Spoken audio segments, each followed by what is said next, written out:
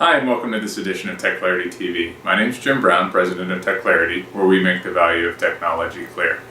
Today I want to talk to you about the Internet of Things, and specifically how companies can look at supporting IoT with a platform and whether they should look at building or buying that platform. We've recently put out an ebook.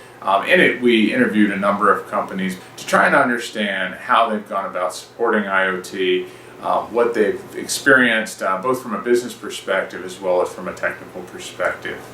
The ebook shares that one of the things that we found most significantly from the business perspective is that IoT is potentially extremely disruptive, both in a good way and a bad way. I've heard people say that, for example, IoT can be as disruptive to a manufacturer as maybe the World Wide Web was to retailers when Amazon came onto the scene so many years back. So I think there's a lot of potential opportunity. As one of the companies I interviewed said, there's going to be a lot of consolidation. The people that really get IoT right and know how to leverage it to improve their business and work better with their customers are going to succeed, and others are going to end up being potentially acquisition candidates to become part of larger companies. I think what that means is there really are going to be some winners and losers based on how companies learn to adopt IoT and take advantage of it. But in terms of how to support it, the key word that came up over and over again when I talked to people was complexity. People said this is the hardest project that they've ever been on, that there's so much to support. And it's true, because it's everything down from all the way from the bottom, from the product and how the product operates and communicates, all the way up to the enterprise applications and how it fits into the overall business schema. So the number of disciplines and the number of areas that IoT touches in the business are just staggering. So it does drive a tremendous amount of complexity. One of the companies I talked to has actually 15 years of experience with IoT. Now, obviously, they weren't calling it an Internet of Things. They talked about connected products, those types of things in the day.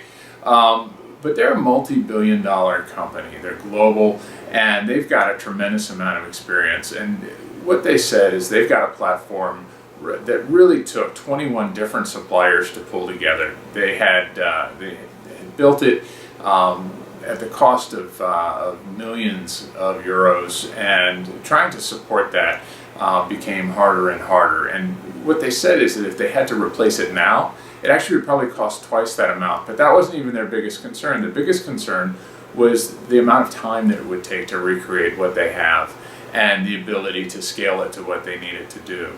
And so they've actually looked to a commercial platform moving forward and had some great success in terms of a pilot proof of concept done in about a month and an implementation in less than a year. So pretty spectacular results compared to the multi-millions it took before. On the other hand, we talked to some smaller companies. One was a small to mid-sized manufacturer, and they were very clear. They said that they had smart products, they had some controllers on them, they were collecting information directly on the device, but that really an IoT approach was out of reach until there was a commercial platform on the cloud that was really more accessible for them. So we talked to companies in these different areas and really got a good perspective on what it takes. The clear result of the research from all the people that we talked to was that this isn't an area where you should go it alone. There's enough to do from a business perspective, figuring out what your new business models are, how you're going to work with customers. There's enough to do with engineering products and trying to make sure that your products are smart and taking advantage of all the advanced controls and communications that you can offer them. To have to deal with that infrastructure to manage communications and connectivity, especially when things are changing so much, really doesn't make a lot of sense for most companies. And it's really a good opportunity to find a partner, somebody that really has embraced the cloud and understands how these kinds of large-scale transactional systems work. I hope that was helpful. I look forward to continuing the conversation. Thank you.